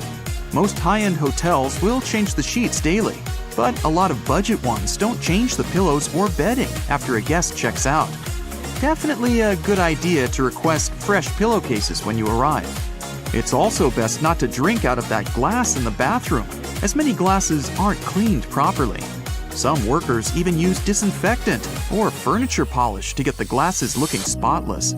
Ever wondered why they never use fitted sheets in hotels? They might be convenient, but they're impractical for hotel use. The sheets are changed much more often than you do it at home, and the elastic becomes worn out all too soon. Besides, it's a nightmare to store fitted sheets. They have to be of 2 different sizes, one for either type of bed. It's just easier to take 2 universal flat sheets per double bed and get on with it. Speaking of sheets, you must have noticed that bed linen and towels in hotels are almost always white. The first reason is convenience, of course. When everything is white, it's easy to wash it all together and use bleach to get rid of any possible stains. The second explanation, however, is customer experience. According to public polls, people perceive a white color as luxurious and fresh, which makes their stay more pleasant. If you see an unusually attractive price for a room on a website, be careful. It might not include a mandatory resort fee. If you have an option to pay for a room in advance, you'll see the final cost at the checkout. It'll normally list the initial price you saw before booking and all the extra charges, resort fee included. If you decide to pay at the hotel, though, you might be up for a surprise when you check out, so always make sure to read the fine print. You may have seen a rather weird thing in many hotels, a phone in the bathroom, especially just next to the toilet. You'd probably be surprised to know that it's an actual requirement for hotels to receive a 4-diamond rating from AAA. But this also makes pretty good sense. For example, if you slip and fall on the wet floor of the bathroom, a phone can be handy to call for help. Returning to bathrooms, hotels typically don't provide plungers in rooms. You see, hotels want you to have a feeling that you're the first person ever to enter the room you're staying in. It's a question of your comfort, which is the primary concern of any respectable hotel. And a plunger in the bathroom, according to anonymous polls, makes people think that the toilet may malfunction at some point, which doesn't help the image. If your hotel has card keys with magnetic strips, make sure you put your card key apart from your cell phone and wallet. The problem is that key cards are rewritten quite a lot, and they're designed for that process to be quick and easy. So, a fairly strong magnet, like the one in your cell phone, could erase your key card, and you wouldn't be able to get inside your room. The hotel will surely provide you with a new card, but that's still inconvenient. Many hotels only accept credit cards as a form of payment, and without one, you won't be able to book a room directly or use the paid services provided by the place. Booking a room is just the first step of your stay at a hotel. During your vacation or business trip, you might use the minibar or other paid services that you'll only have to pay for at the checkout. If your debit card doesn't have enough funds on it to cover all your expenses, the hotel has no means to get their money apart from suing you. If you pay with a credit card, however, all the additional costs go to the bank, and everyone's happy. The time of check-in and check-out is fixed not to annoy you. It's done so you don't barge in onto guests who stayed in the room you've booked, and the hotel staff can clean the room and prepare it for the next guest's arrival. By the way, the checkout time is normally about 11 a.m. to 12 p.m. because hotels actually care about your well-being. They not only let you have your breakfast, but also give you some time to prepare for departure without hurry. Isn't it kinda annoying that many hotels don't have a socket near the bed? In fact, time is to blame in this case. Lots of hotels around the world were built before mobile phones and other portable devices became so popular and widespread. Back then, of course, they didn't need bedside sockets, and many of them haven't yet caught up with the times. You can avoid this issue if you stay at a hotel that's been built relatively recently. Once you're at the check-in desk, it's likely that the hotel staff already recognize you. Many hotels, especially higher-end ones, will do a little research of their guests' social media. While this seems a bit creepy, it's only so they can see who you are to make your stay more comfortable. At check-in, you'll also be given an initial key which will reset the door lock, and cancel any existing keys. But make sure to be respectful to your receptionists. Sometimes they may play practical jokes on rude customers by key bombing. This is where they give you 2 of the initial keys. Either key resets the door, so once you use the second one, the first will no longer work. Toothpaste is one item you probably won't find in the hotel room's bathroom. For budget hotels, it's often too expensive to order, as it's classified as a medical supply. For luxury hotels, it's the opposite. They often can't find a toothpaste manufacturer that's fancy enough to be present in their rooms. While the staff clean hotel rooms frequently, disinfecting smaller items is not on the top of their priority list. Remote controls and phones are some of the dirtiest things in a hotel room. So do yourself a favor and bring some disinfectant wipes to clean them before use. If you're thinking about putting your valuables in the safe for security, you may also want to think twice. Hotel locks use passcodes instead of locks, so there's a high chance someone in the hotel will know the master code. And who knows who else could get their hands on this information? Hotels usually overbook themselves, as the average daily no-show rate is around 10%. This means there's a chance that you won't actually get your reserved room. If you show up and there are no available rooms, chances are you'll get walked. This basically means the hotel will pay for a room at another similar hotel in the area. There's a surprising amount of items left in rooms that hotels don't want you to know about. In one hotel in Portugal, a worker even found a shark that was left behind. With no idea how it ended up there, the shark was eventually returned to its natural habitat, safe and sound. Most, if not all, hotels have fully carpeted floors, and there's a couple of very good reasons for that. First of all, it's your safety. You're far less likely to slip and fall on a carpet than on a wooden or tiled floor. Secondly, it's much more cost-effective because it's faster and cheaper to replace a spoiled carpet than change the whole flooring in a room. And finally, carpets add to the room's soundproofing, which you'll be thankful for if you have overly active neighbors. Ever wondered what a continental breakfast is and why it's called that? In fact, the name comes from the UK, which is a group of islands, and it means a breakfast that's served in continental Europe. It may include pastries, sliced bread with different toppings, meat, cheese, fruit juice, and hot beverages. Oh, you're dining in Paris with a full belly of French onion soup and a mouthful of double chocolate soufflé. Okay, enough of that bad accent. The waiter approaches asking how your meal was, and mouth full, you give a satisfied expression and make the A-OK gesture. You expect to see happiness on the waiter's face, but he looks at you with irritation. Well, it turns out that making a circle with your index finger and thumb does not mean okay in certain countries. In France, it means zero or worthless. Instead of praising the delicious food, you called it worthless. Oops. In Venezuela, Turkey, and Brazil, it's a hand gesture you shouldn't use either. In these countries, this is a sign that will offend pretty much anyone you flash it at. Enough said. Just give them your biggest smile and wait till you finish what's in your mouth to give your proper thanks. All over the world, giving a thumbs up is seen as a positive thing. It's an expression of your liking towards something that everything is good.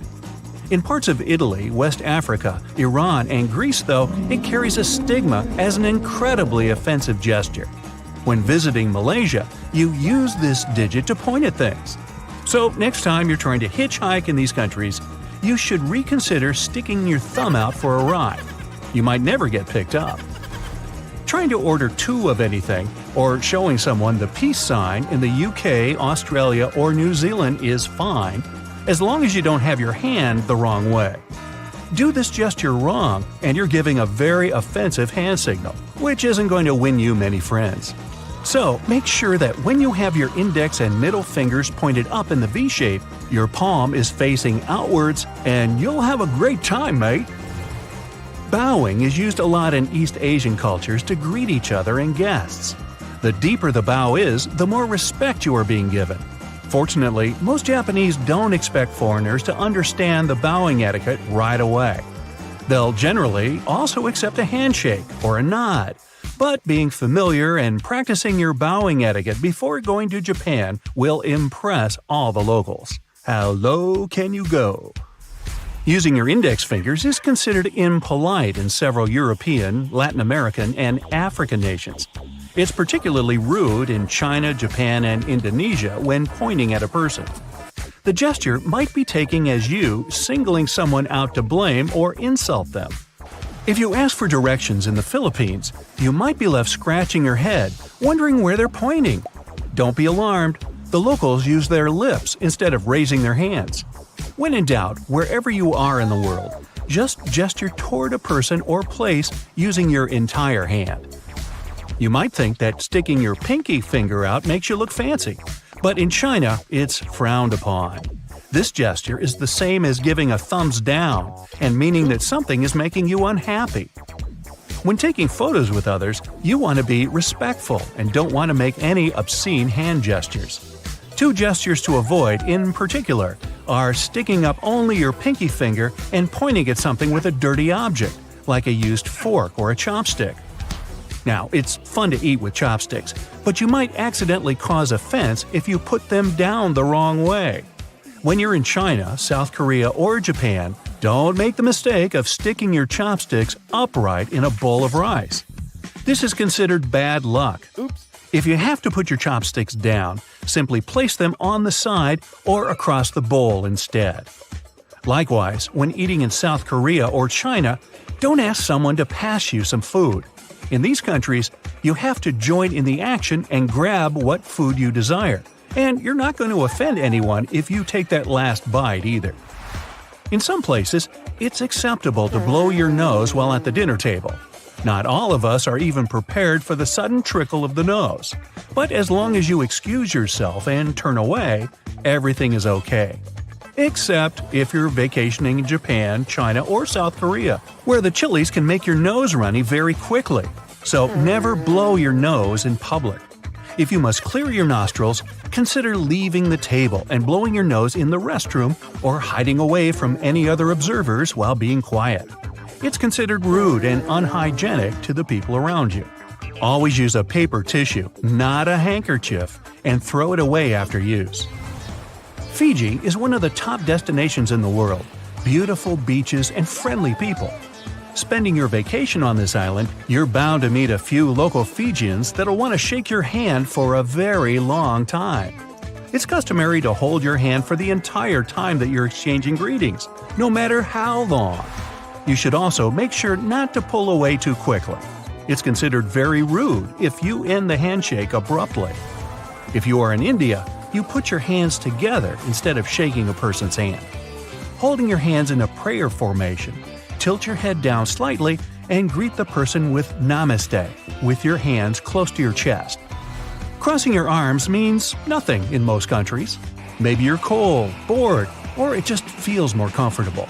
In Finland, though, it's likely to send the wrong kind of message. Having your arms crossed means major disrespect. Finnish people see this as a sign of arrogance and defiance. It's done mainly to tell the people around you that you're looking for trouble. Yikes. This body language will be taken as a dare, so you're likely to be confronted if you do it. Specifically, avoid crossing your arms at people directly. You don't want to cause any trouble if you're over there on holiday. It might be tempting to shake hands with a person as soon as you meet them in Russia, but if it's in a doorway, forget about it. It's not the end of the world if you forget this simple rule, but some Russian people consider it to be very unlucky. Step all the way through the doorway before you extend your hand for a handshake. This goes for restaurants, homes, shops, and just about anywhere else you can think of with a doorway. Avoid this simple mistake and you'll save yourself some trouble and bad luck. The head is the most sacred part of the body in Thailand, so patting anyone on the head can be seen as a serious offense. In the United States, patting or ruffling someone's hair is meant to be playful or even an indication that someone's done a good job. But in Thailand, it's best to keep your hands away from other people's heads to avoid disrespecting or making them feel unclean. It's also wise to not point with your toes, as feet are considered the dirtiest part of the body. While on holiday, the last thing you want to be doing is insulting people. Looking at your watch in the middle of a conversation can be considered extremely rude in the Middle East. It looks like you're in a hurry to get away from the person you're talking to. Even if you've got an appointment for something, you don't want to be rude. Let the conversation run its natural course before checking the time. In Arabic culture, once communication has started, it must take its time. Get it? Don't ever use the palm out, fingers up stop gesture in Greece. You might not like the outcome if you do this to a local. This gesture is a huge insult to Greeks, a stigma that dates back to the Byzantine times. Likewise, in South Korea, don't hail a cab or wave someone over to you with your palm facing up. If you do, you might be stuck there for hours. Waving your hand like that is how Koreans summon their dogs. The proper way to wave is to stick your arm out while having your palm facing down and moving your head up and down vertically. This isn't the only thing to keep in mind in South Korea. If someone older than you offers a drink, the proper etiquette is to receive it with both hands and then turn your head away as you take the first sip. Let me continue my world tour, and now we're heading straight to Europe. Let's start our journey in Greece, a place with thousands of years of history. Even in modern days, there are still ancient ruins there that are being carefully preserved, and it's an interesting ride. The airport of Athens has a built-in museum with ancient artifacts. And here's how ancient and modern coexist there. Here's the view of the Acropolis from the street. A Spartan roaming the streets of Greece. A Redditor shared a photo of a modern building built right over the ancient ruins. The visitors can see the ruins through the glass.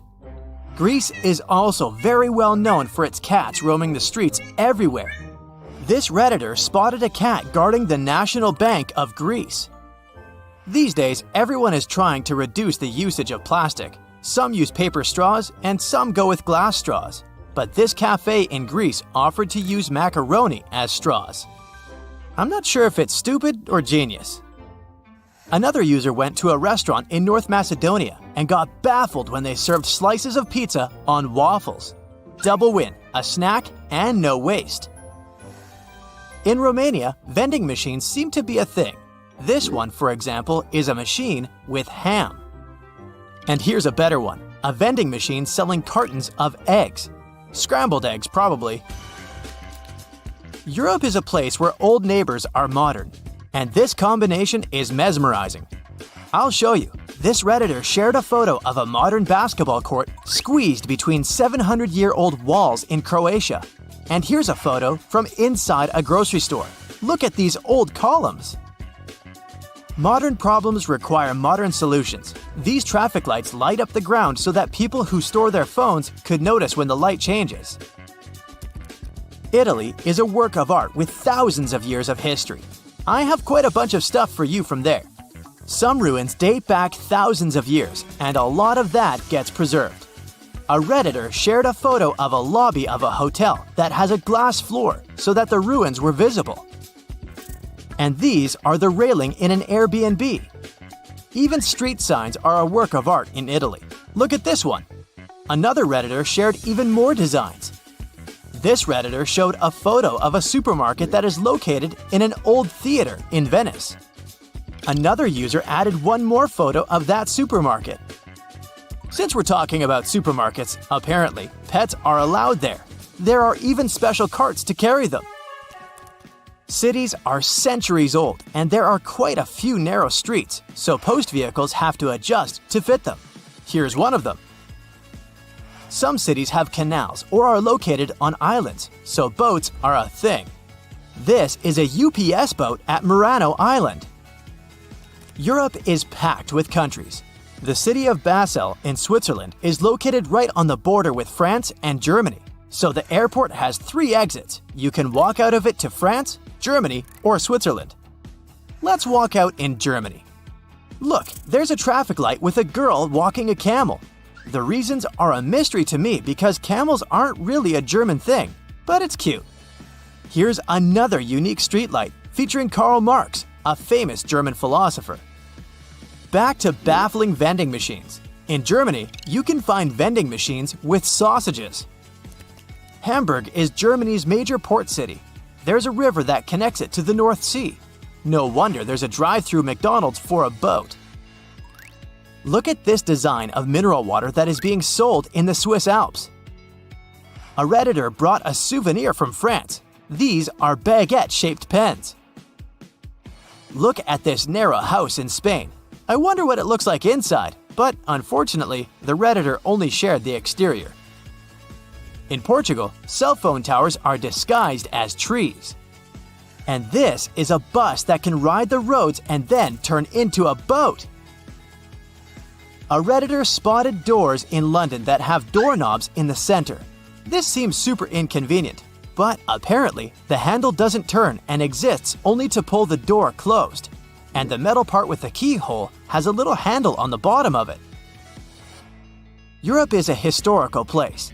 This post box bears the mark of a king ruling over a century ago. Back in the day, red telephone boxes were in high demand. Nowadays, when every person has a cell phone or two, not so much.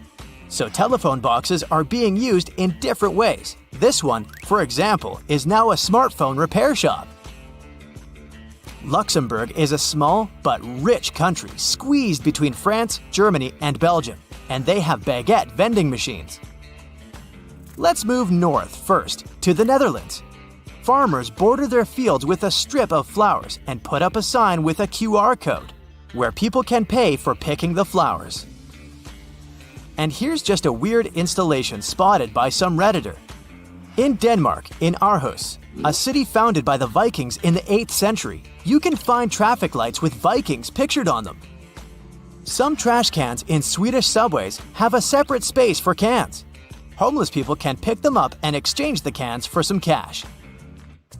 There's a giant statue of a silver moose in Norway. And these are signs on bathroom stalls depicting reindeer. Apparently, Finnish people are as polite as Canadians. On the bus, they have a button to thank the bus driver. Also, a Redditor spotted a raccoon pattern on a bus seat. We all know rocking horses. Most of you probably had one in your early days. Well, Finnish little people have rocking moose. Many people come to Iceland hoping to see the northern lights. A Redditor had a phone in the hotel which had a special button to wake the guest up when the northern lights appear. Lithuanians sometimes put fake police cars on the sides of the road to combat road speeding.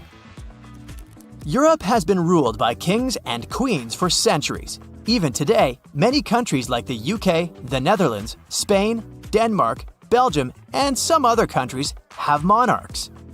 So, no wonder that there are hundreds of castles scattered across Europe. Poland doesn't have any monarchs these days, but it still has 500 castles. Here's a warning sign for ghosts next to one of them. In Wrocław, all landmarks have a model so that visually impaired people could touch and see them too. There's also a statue of Darth Vader in one Polish city. In reality, it's a statue of a Polish magnate who supervised the construction of a port. But from time to time, locals dress the statue in Lord Vader's costume. This sign in Poland specifically prohibits bikes, tractors, and horses to go on a highway. In some places, there's a separate line on the sidewalk for people who are walking and staring at their phones. And now we travel across the Atlantic to Africa. This is Dune 7 in Namibia, the 7th biggest dune in the world. It's as tall as the Empire State Building. An internet user shared this photo. Someone in Tanzania put a literal penthouse on top of the building. I did some research and found out that it's a hotel. Still doesn't explain the roof, but I'm totally buying it. Maybe it's marketing. Drivers in Mozambique should be careful and watch out for elephants. And this is a sign from South Africa. Watch out for penguins.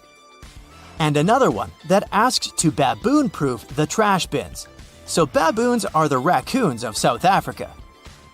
Trees growing through the roads aren't surprising anymore, but this is a palm tree in Morocco growing through multiple balconies. A Redditor shared a photo of a runaway horse in Israel returning to the backyard in an urban area. Urban horse encounters are relatively common in the country. A hotel in Turkey served a whole honeycomb for breakfast to this Redditor.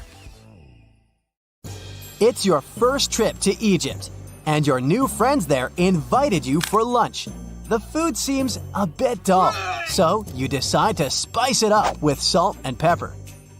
You don't see it on the table, so you ask the host for it, and you notice everyone's shocked. It turns out it's a huge insult to the cook when someone wants to change the original taste of the food on their plate. The cook made it that way for a reason, and wanting to spice it up means showing that the dish wasn't good enough.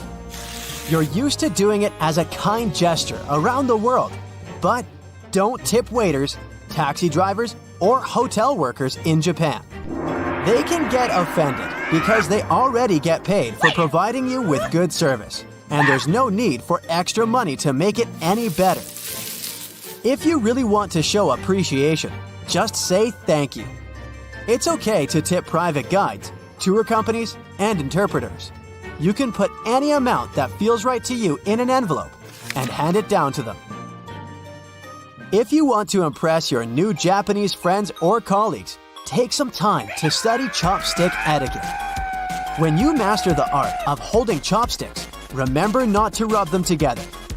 People do it to remove splinters, so it might look like you're unhappy with the quality of the pair that your host provided you with. Don't put your chopsticks vertically in your bowl of rice. This way, it can be seen as an offering to the deceased. Don't wave chopsticks in the air or use them to point at things. Both are considered really rude. The same is with moving things with your chopsticks or the hand holding them. It looks disrespectful, plus you're likely to spill things. When in Italy, don't order a cappuccino after noon. The locals don't do it because they believe the milk and foam turn this drink into a meal, and it's not good for digestion. Also, be prepared to enjoy your coffee standing at the bar and pay for it before you even order it. First, you pay the cash register, then show the receipt to the server to get your drink. Are you a big fan of chewing gum? Well, you'll have an uneasy time in Singapore. Using, selling, and importing chewing gum is banned there, and you'd have to pay up to several thousands of dollars for doing it. This law was introduced in the 1990s to make the city cleaner and keep the local fast trains up to schedule. When they launched a new transit system, passengers stuck gum onto train door sensors, causing some serious delays. With the new rules, this problem was solved. The no gum policy, along with many other strict rules, did help to make Singapore a really clean and fine city. Pun intended. If you absolutely can't imagine your life without chewing, the local authorities recommend replacing the gum with bananas. When someone asks you to pass them something, like salt at the table in Bolivia, don't give it directly to them. Hand it to the person sitting next to them, and they'll pass it for you. If the person next to you is asking for that little favor, you still can't hand it straight to them. The person next to you will have to help. This table etiquette comes from a superstition that handing something to someone directly into their hands brings bad luck. For the same reasons, you can't reach across the table or stand up to pass something or toss it to someone. And don't forget to keep both hands on the table when you aren't eating. It might look like you're trying to hide something if your hands aren't visible at all times. When you arrive for a meal in Jordan, the hosts may give you some bitter Arabic coffee as a warm welcome. Don't try to stretch it for the rest of the evening. The polite thing to do is empty it fast. Only when everyone's done with the drink do people go back to socializing. As you pass the empty cup to the hosts, make sure to jiggle your wrists. If you just pass it without jiggling, it will mean you're asking for a refill. Don't rush to arrive at an event on time in Venezuela. People might think that you're rude or greedy. The polite thing to do is to be 10 to 15 minutes late. Events scheduled for 7 o'clock will often begin at 8 o'clock or later. A popular story goes that in the 1980s, a foreign reporter arrived at a press event more than an hour late. When he saw the room was mostly empty, he went to apologize to the host for missing the event. The host then told him he was the first reporter to arrive. It's quite interesting because the clocks in this country have officially been 0.9 seconds ahead of the rest of the world for years. Are you planning to travel by bus in Ireland anytime soon? Don't forget to thank the driver for the ride on your way out of the bus. You'll hear an overwhelming majority of locals do it loudly, as it's basically not optional. Choose the gift wisely if you've been invited to a home in Vietnam. It's okay to bring fruit, sweets, or incense.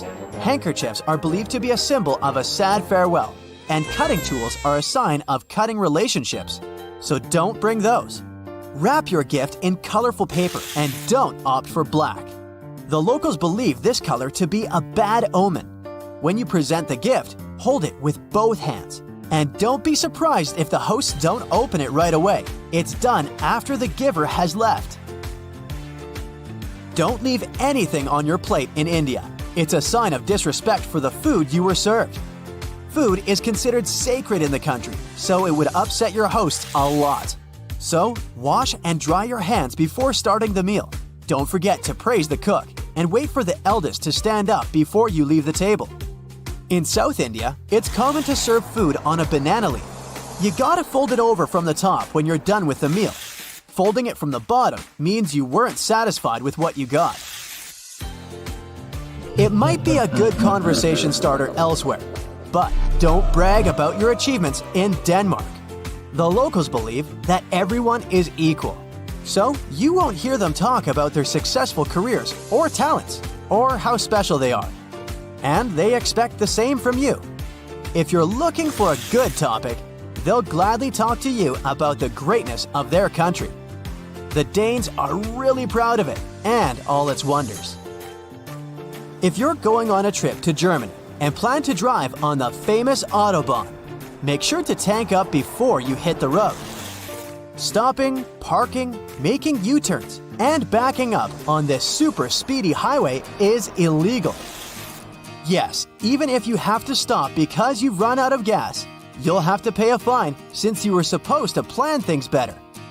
And although the Autobahn technically doesn't have a speed limit, watch out if you're passing by urban areas like Frankfurt, Berlin, and Munich, or construction works and heavy traffic. There will be special speed instructions for these spots.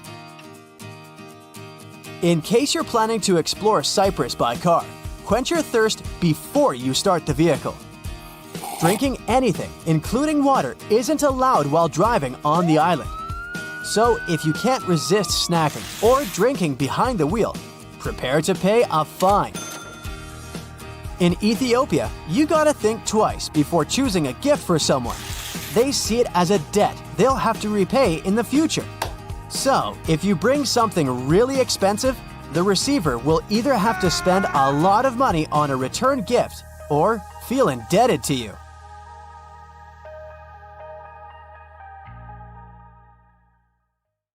Airports are some of the most visited and, at the same time, mysterious places out there. So, let's see what's going on behind the scenes and what secrets airports hide. At some airports, there are special people called profilers. Such people bring to life a special program called SPOT, Screening Passengers by Observation Technique. They analyze your mimics, gestures, and behavior in order to detect suspicious people. Their job is to notice nonverbal signs of anxiety, people licking their lips, itching, or looking around a lot. If a profiler notices a person acting in an unusual way, they can invite them for an inspection. There, they talk to this person, trying to find out more about them and confirm, or not, their suspicions. Airport agents might also be watching you all the way from the security check to your gate. Some airports have facial recognition scanners that can easily track you. They're equipped with special software that compares passengers' faces with their IDs. Keep in mind that if you don't charge your laptop before the flight, it may be confiscated. It's not uncommon for an airport security officer to ask you to power your device up. If you fail to do it, your gadget can be taken away for an additional check. For safety reasons, it's crucial to make sure that it hasn't been tampered with or modified in a way that can cause harm during the flight. Packing an electric brush in your check-in luggage may land you in trouble. Brushes produced by some brands have lithium batteries inside, and those can potentially lead to serious problems in the air. That's why leaving your electric brush in your checked suitcase isn't an option. but you're allowed to store them in your carry-on bag. At the same time, if your device runs on AA batteries, you can put it wherever you want. Anyone who's ever traveled by plane knows about the no liquids rule, but not everybody knows that this rule also applies to peanut butter, toothpaste, creams, lotions, liquid makeup, lava lamps, snow globes, some kinds of medications, deodorant, and even gel shoe inserts. Now, let's go outside for a while and look at those landing spots. Airports charge airline companies huge fees for landing on their runways on certain days and at particular times. But the most interesting thing is that the landing spots can be bought and sold. For example, in 2016, Oman Air paid Air France around $75 million for one early morning arrival slot at London Heathrow Airport. You must have noticed that airfare has increased over the past decade. That's because of the extremely high prices of landing slots. Dispatchers don't only control the planes in the sky, as you can often see in the movies, but they also look after their movements on the ground. They also control the lighting on the runways. There's 3 types of air traffic controllers: en route, terminal, and tower. Each of these dispatchers has their own area of responsibility. One dispatcher has about 5 monitors, and the information on them is constantly changing since the monitors show weather conditions and information about other planes. You know how it sometimes goes. You come to a security checkpoint, and all of a sudden, it turns out you have something prohibited in your carry-on. But worry not, you still have a chance to save your favorite penknife. At some airports, there are on-site postal services, and you might have an opportunity to mail your belongings to any address you provide. But the mailing fees are pretty high, plus certain items are prohibited, and the postal service won't deliver them. Airports can be selling your lost luggage right now. Of course, I don't say that there's no chance for you to get back your suitcases that's traveled to a different destination, but just as likely, you might not see it again. In this case, an airport has the right to sell your misplaced belongings at an auction. Most airports have an annual lost luggage sale.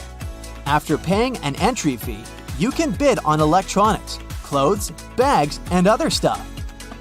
While flying, you might have a celebrity on board, but you won't know it.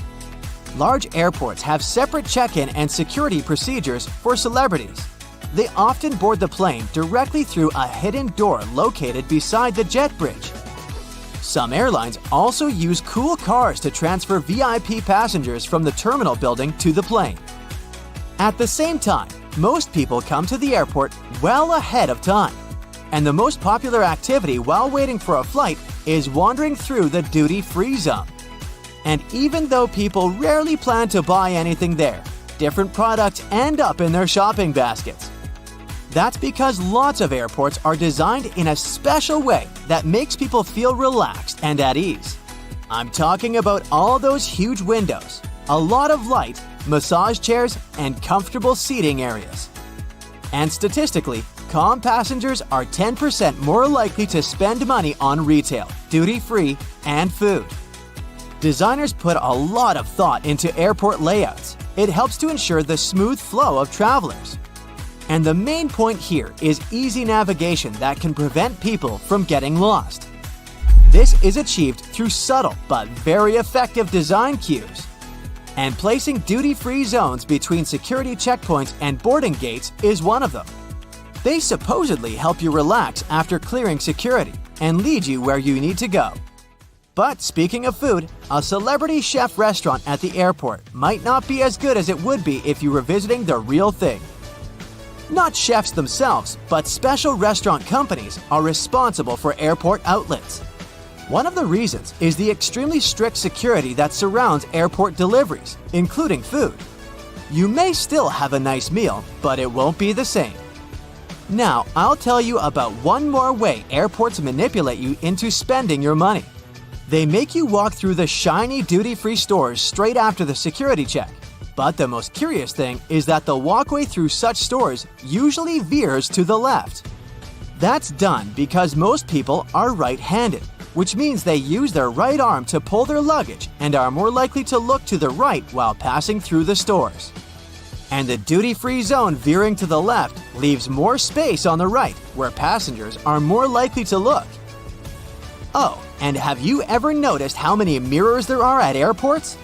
Mirrors are strategically placed there to make airports appear larger and create an illusion of more space. This in turn helps to reduce the feeling of claustrophobia and makes the airport experience more comfortable for travelers. If you have an opportunity, don't exchange cash at the airport. You'll never get a good rate there. Those who didn't buy local currency in advance can instead order it online and collect it at the airport.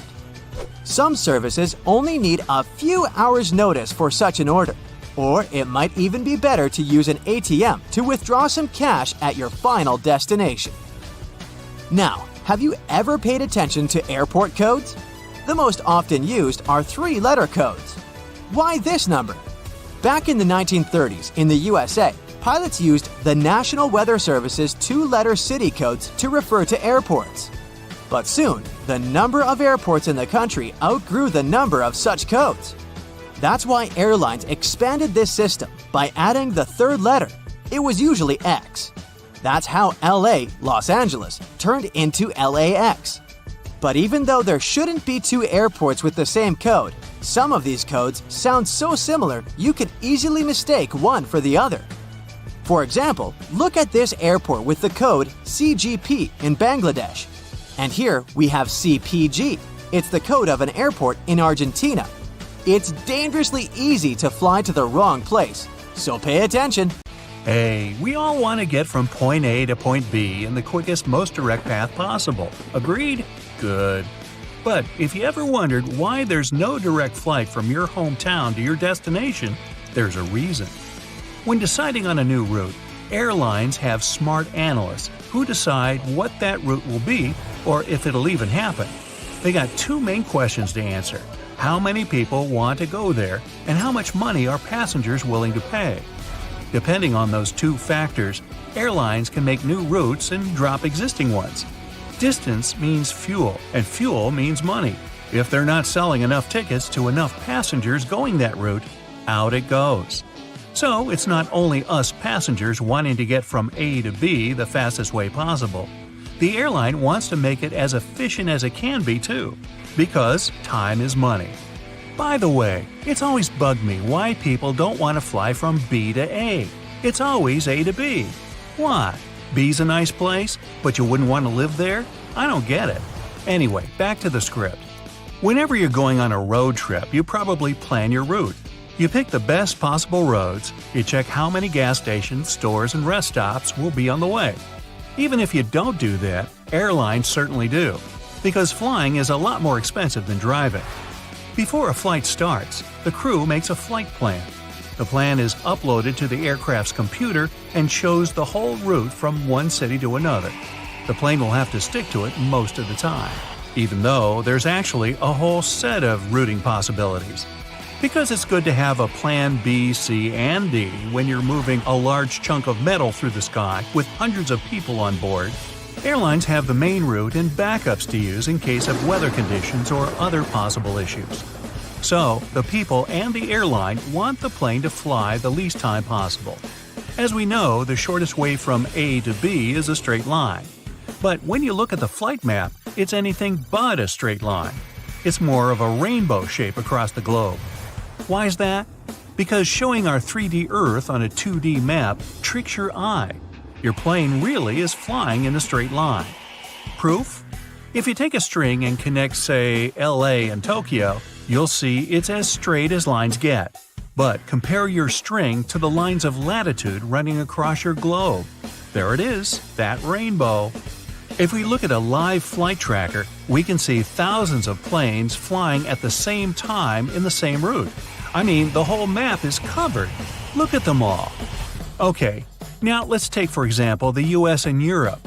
Planes from New York, Boston, Chicago, and plenty of other cities all fly to Germany, Spain, Greece, you name it. They're all in the same air at the same time and landing in Europe by morning. Turns out, the air highway is much busier than anyone thought. Imagine it happening on a highway on the ground. So much traffic every single day. But when you're up there in the sky looking out at the clouds, it feels like your plane is all alone. All these planes use pretty much the same route because it's faster and cheaper. So how is it that thousands of aircraft, all basically on the same road, don't fly into each other? Well, the difference between the road and the sky is that the road is flat.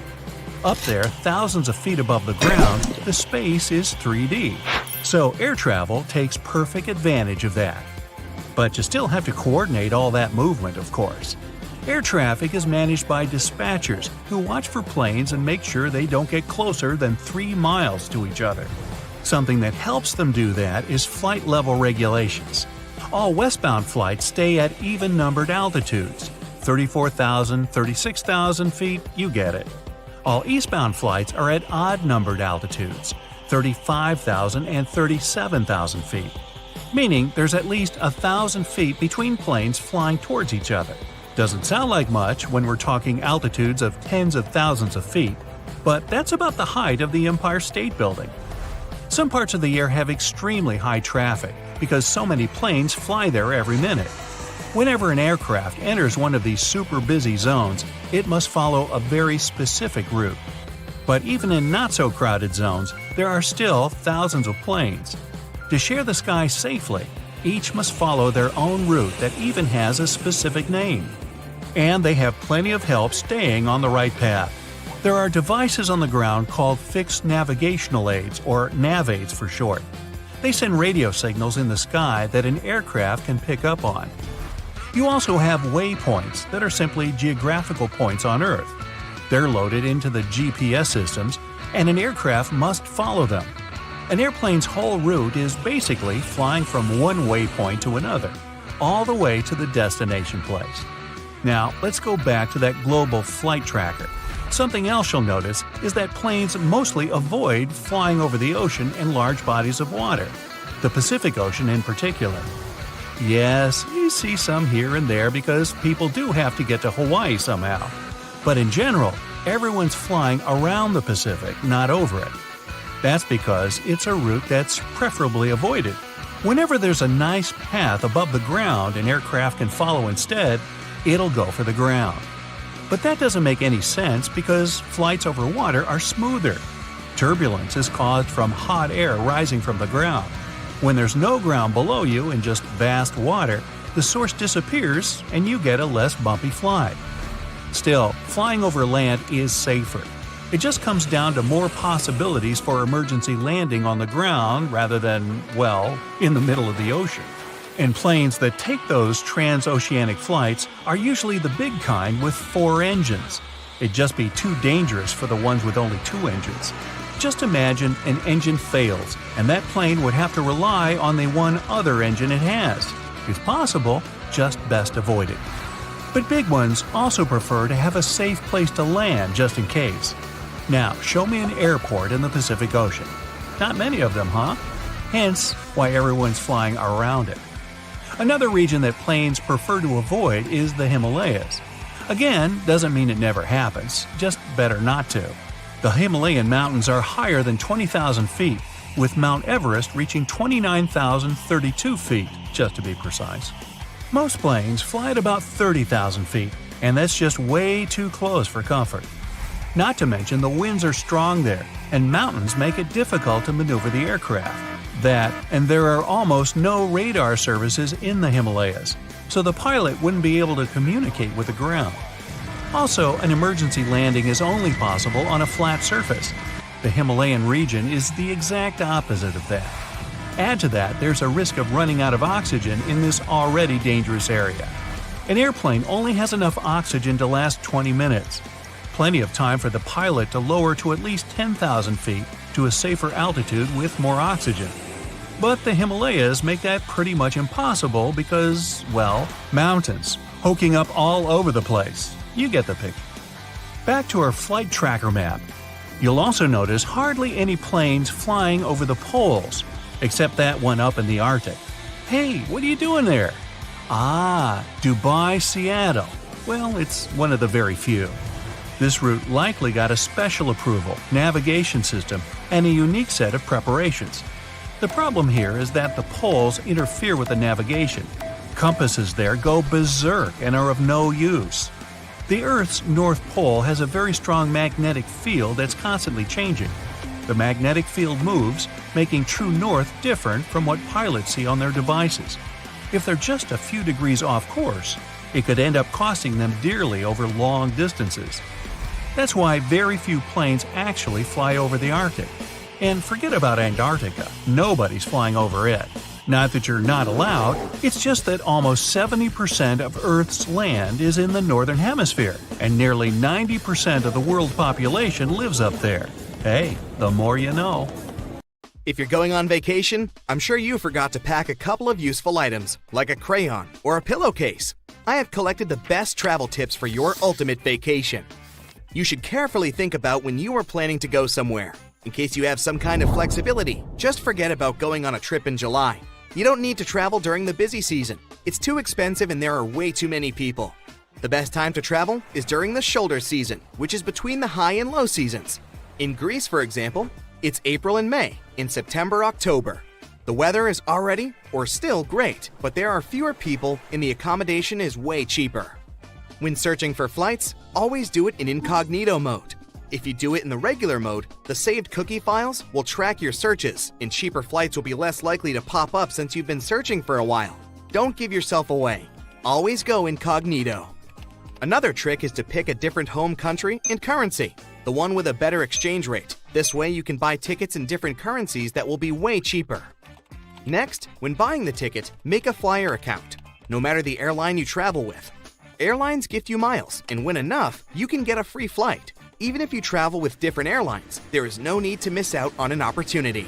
And yes, don't dispose of your plane ticket after the trip until you saw that your miles were posted on your flyer account. Also, if you ever need to cancel a non-refundable ticket, just don't cancel it and don't show up. In case something happens and the flight gets canceled, you will get your money back because no one knew you weren't going to fly anyways. As for picking the seats, if you fly with someone, don't pick the seats next to each other. Keep the middle seat between you, and there will be a higher probability that it won't be booked unless the plane is full. If you're lucky, you'll have 3 seats for the 2 of you. But if you end up getting a neighbor, you can just ask them to switch seats with you so that one of you can sit next to each other with whoever you're traveling with. Most people will be happy to switch. If you have a long layover, use it to your advantage. 6 hours layovers aren't cool. Too long to chill in the airport, but too short to get out. In this case, better opt for longer layovers and use them to explore the city before your next flight. If you're booking a hotel, always join their loyalty program. Just like with plane tickets, it won't hurt, but you will still be treated like a special guest. Also, when checking in, ask for an opportunity for an upgrade. You can get a better room for the same price, and always make sure to let the hotel know if there's any special occasion. Like a honeymoon, anniversary, birthday, or anything. You'll probably end up with some nice perks from the hotel staff. Even though websites for hotel search are cool to use, once you pick the hotel, just call them directly for booking. Websites take fees for posting offers, so everything that appears there will be more expensive. Call the hotel directly to book a room, and you'll get it for cheaper. But don't feel limited by hotels. Airbnbs are a great option, and often you can get luxurious places for cheap. Also, if you don't mind hostels, they can be fun too. You can meet and befriend travelers from other countries. And maybe you can even stay at their place if you ever go to their country. Now off to packing. First off, always make a packing checklist and keep it on your phone. It's hard to remember everything you need right away, so put together the list in a couple of days and add another item as soon as you remember it. This way, you don't forget anything important when packing. To fit more stuff in your suitcase, roll your clothes.